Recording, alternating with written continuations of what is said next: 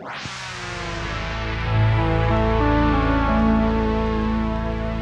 to Future Hood Movie Gems. Today, I am Jordan.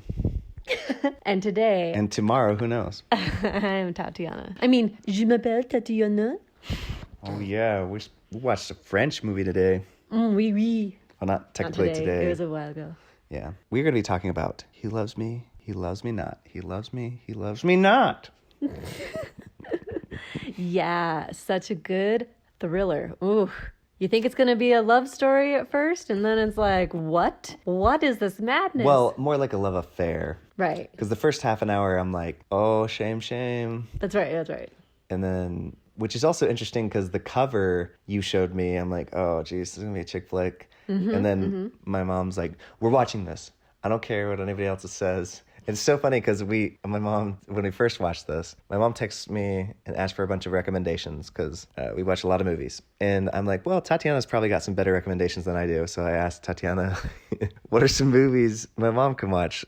And amongst, I don't know, did it just pop in your head? No, it was one of the new ones that you had just recently purchased. Yeah, but I purchased it because I added it to my bucket list because you said... Because I thought of it because we had watched one or two French films recently, and I said, and so because we were thinking about French films, and I was talking about how like, yeah, no, I really love this. I had some French-speaking friends, and I used to watch them sometimes, like, and then I remembered this one. I was like, ooh, you know what one you would actually really like is this one. Yeah, and I'm glad you said that because I do. I love it. And I'm so glad because then it was funny. I sent my mom a bunch of recommendations. And then amongst that list, she picked this one. Well, I think she watched Waitress first. She watched a lot, yeah. And she loved it so much. She's like, I need to watch another one. And so she watched He Loves Me, He Loves Me Not. And then Sunday comes around and we all go downstairs to watch it for the first time, which was my first time watching with everybody. Usually I end up watching movies and then I end up recommending them later on. So it was kind of fun to see a movie that my wife recommended to me because this was such a treat. And watching it with them for the first time was very fun because Dad was surprisingly in the room with us. Maybe it's just because he's retired and so he's trying new things. But it's a French film, which is even more shocking that he would sit down and watch it. Not a lot of dialogue. Reminds me of I Saw the Devil.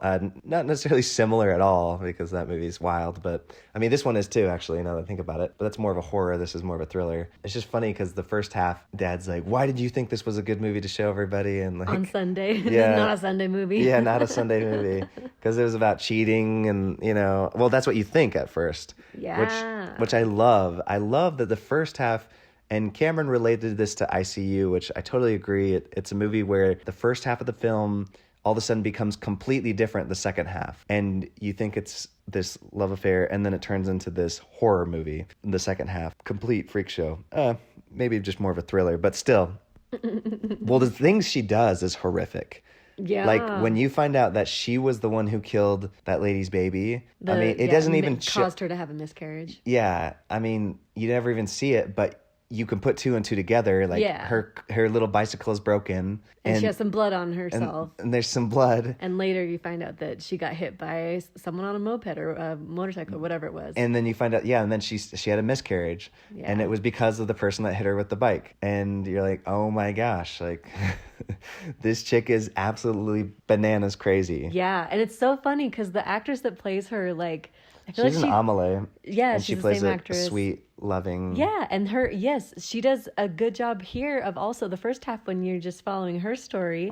You think she's sweet and she seriously has such a sweet face, such a sweet demeanor. It's kind of like casting for Americans. It's like casting Kristen Bell in this kind of a role. Well, she has this way of everyone loves her kind of thing. Well, if you look at the cover too of this movie, it looks like a romantic, like... Yes, it looks like a romance. I was going to say rom-com, but it's leaning more towards just, it looks like a romantic movie. Yeah. And that's what you think watching the first half. And even like her going upstairs and then coming back down. And I'm like, I had a few suspicions that maybe something was off just because it never showed those things.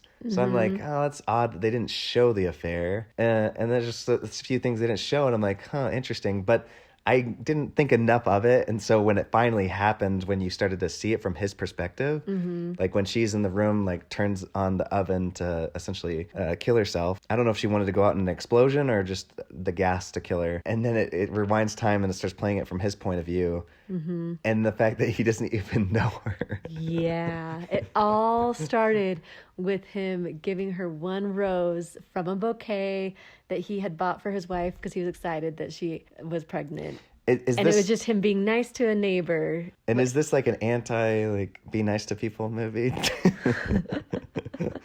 I hope not. I hope cynical people don't watch it and think, no good deed goes unpunished. This is what you get for being a good person.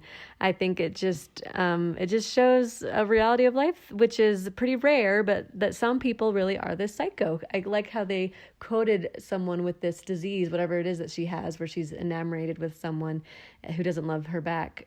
They quoted like someone who actually has that disease living in a psychiatric ward. At the very end, they showed that quote. I don't remember what it is, but it was just like, I don't know. I think that was partly the purpose was to show like, yeah, like this is a thing that exists in the world, and sometimes this kind of thing happens. But he was getting his life back together, like even though it really, really stank, and you saw like that he had walking issues for quite a while afterwards. He still had his family. He still was making it work. Which kind of leads me into being a bit nervous, because it seemed like he was still living in the same place, and I would get up. Yeah, I would get up and move as far away as possible. I'd sell my house. I'm out of there. Yeah. I'm sorry. Like, if a woman is that insane, I guess the thing is, and maybe the reason he didn't, is because he doesn't genuinely know, like, how insane she is, because he didn't know she was the one who killed their baby. Yeah, I don't think he knew that part. And he didn't even really know kind of who she was at all. Like, yeah, he had seen her a few times in passing, but, like, didn't even have a second thought about her. So when she hit him over the head, like, it was only that he pieced together, oh, I have a stalker, and this is the chick. And he got a painting of her and a few other little things that were like, okay, like, you need to chill out. Mm-hmm. Oh, but then he went into her house. Oh, that's right. And he saw because he was like, wait, she left me a key. Let's check this out. And then he saw the whole wall was covered with her craziness stalking him. But my favorite is the image of him made out of just household mash food and like, and it was him on the wall. And just that terrifying feeling like, oh my gosh, this chick is nuts. Yes. And then the best reveal at the end, which spoilers alert, because I like want people to see this and don't spoil it. But so if you haven't, like, I highly recommend it. But the ending is so good, like, we can't not talk about it. And the guy cleaning the room just pushing aside the dresser and then finding all her pills that she was supposed to be taking. Yeah. And the only reason they let her go is because of that. And you see the pills made into his face again. On the wall. A giant collage of him. And then the janitor just like not realizing how serious that was at all. He just like, that's cool. She made a painting.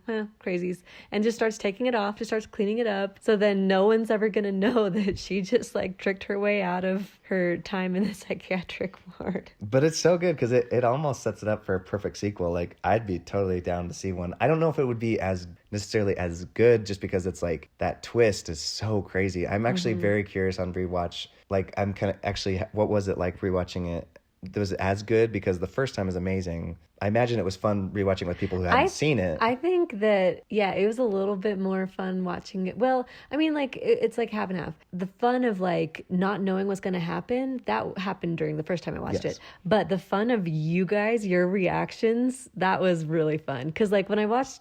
I don't remember the reactions of the other friends, like, when I watched it the first time, because I was probably just so in my own world about, like, my own surprise about everything. I just can't remember. I'm sure they are our fun group, so I'm sure they had some good reactions, too. But it was really fun watching your dad's reactions, Cameron's reactions, your reactions. I loved it. And, like, me and your mom just being so happy about your guys' reactions. It was fun. Yeah, wild. I don't think Kelsey was really reacting much, but you and Cameron and your dad were making a lot of funny comments. Well, the really fun part is, like, how easy this is to follow. I feel like even if you're not a big into foreign films, I feel like there's not a ton of dialogue. So it's pretty easy. I've seen a ton of foreign films, or I'm getting more into foreign films. I'd like to say I've seen a lot, but I know there's a ton out there. But I've seen a bunch that there's, like, tons of dialogue on the screen, and I'm like, I can't keep up. Like, The Hunt is a good example. It's just they're speaking so fast, and I'm like trying to read everything and keep up with it. But this one is definitely one where it's like there's just not a lot. And the story is mostly told through visuals. Yes, and it's so fun because those same visuals you saw earlier in the film have a completely different meaning. Like the first time you see her go up to the bathroom and then the friend follow and see her and this guy come out at the same time, and her giving off this illusion like they just went off to be together in hiding, or at in least secret. had some type of like really engaged conversation.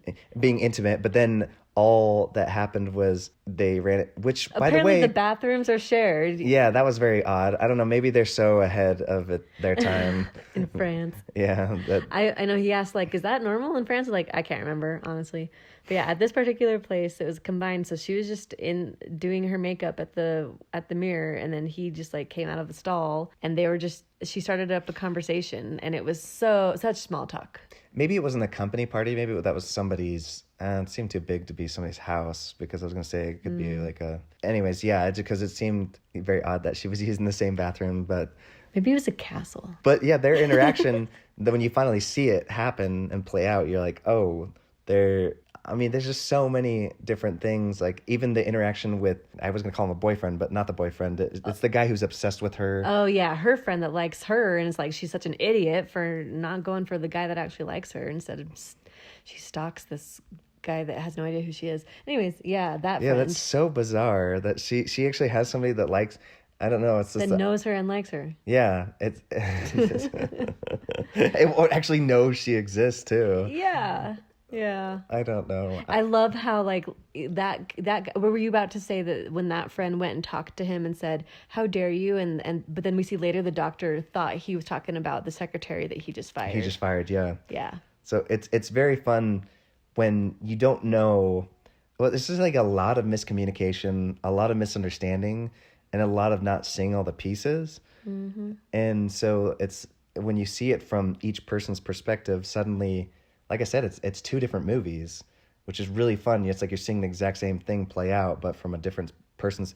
I actually love that, the idea, like even in life, like everybody's has their side of their story, so that's why it's hard. I mean, this movie kind of helps you not to jump to conclusions or judge. Yeah. Because if you see the other person's perspective, because at first you're thinking, oh, what a horrible guy, like cheating on his wife. And then there's also drama towards the end of her first half where you think that he killed a woman or beat up a woman or something. Yeah, it's just it's so easy to jump to conclusions until you see both sides of the story.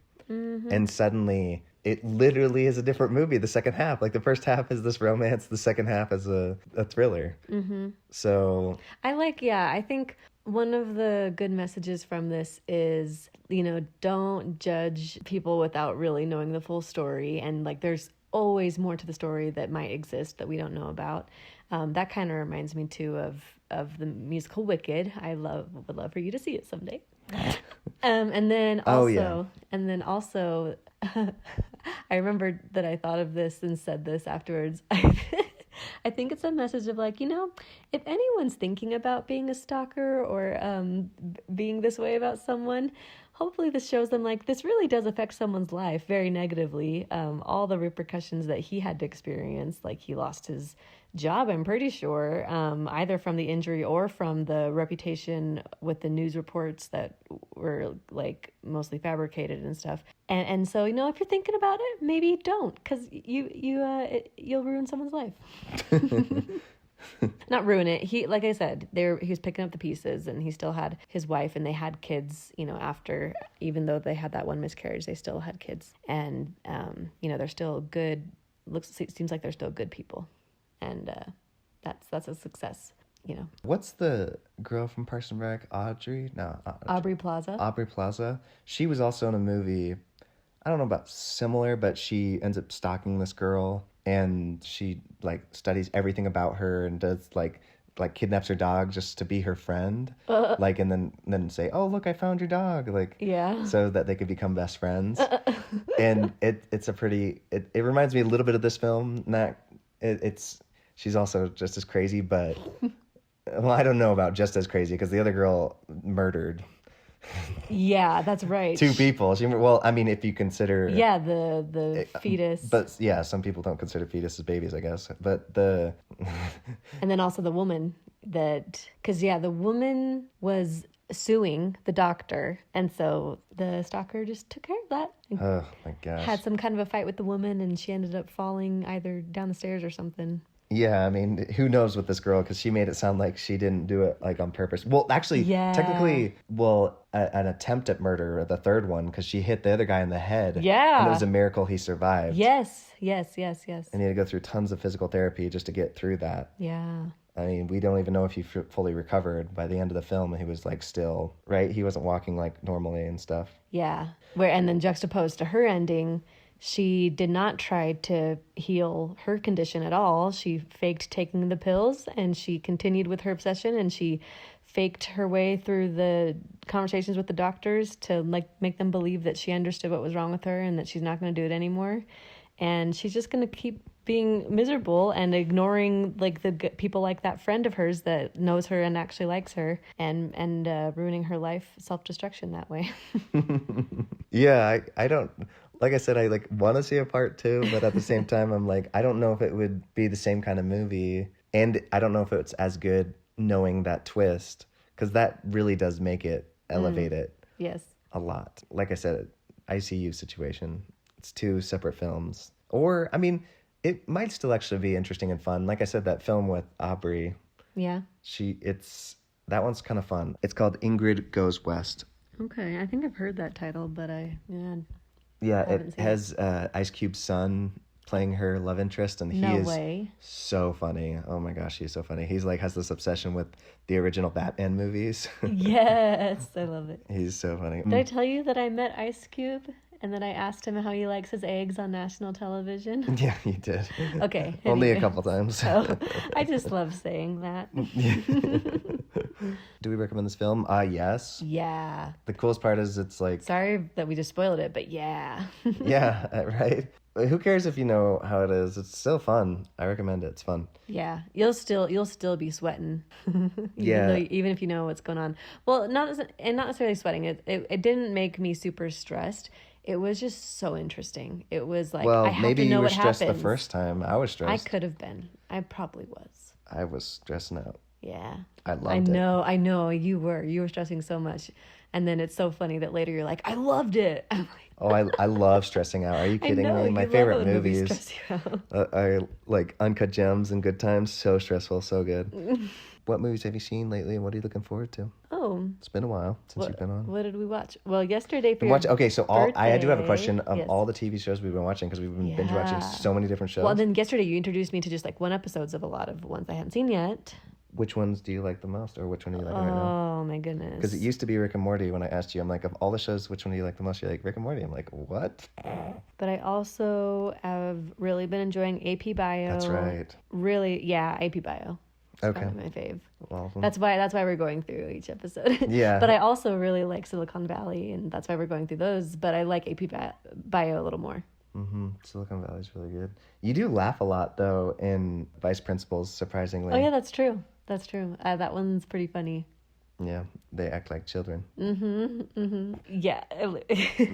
Okay, here's the thing with that one. Of the two main characters, the one that's more like I'm trying to be rough versus the one that's like, oh, I'm fake friendly to everyone. When they like are featured, showcased, whatever, the fake friendly one a little bit more this last episode as opposed to this first episode, he makes me laugh more. The oh yeah, I'm tough guy, he just kind of infuriates me with his misogynism and how absurdly just terrible his views are.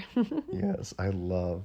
The best part is making him a redeemable character later on. Like, oh, I bet. Because they're trying to essentially make him so hard to relate to, and like, oh, this is a horrible human being, and then slowly over time. Ooh, I bet they're gonna make him. He's gonna be a redeemable character, or a character who redeems himself, or whatever.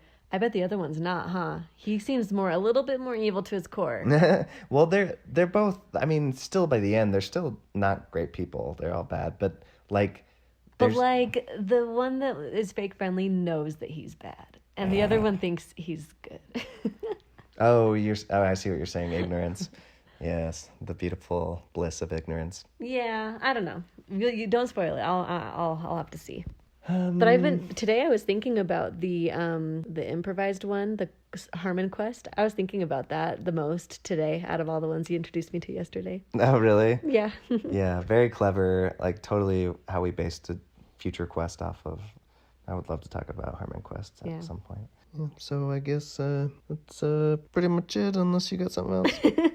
No, that's it. Au revoir. Peace.